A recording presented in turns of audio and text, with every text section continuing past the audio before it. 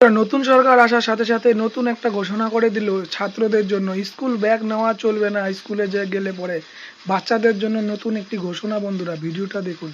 খুব বড় সিদ্ধান্ত, স্কুল ব্যাগ পলিসি 2020 যেটা কেন্দ্রের, সেই কেন্দ্রের স্কুল ব্যাগ পলিসি মেনে স্কুলের ব্যাগের অতিরিক্ত ওজন কমাতে নতুন গাইডলাইন জারি করলো রাজ্য সরকার।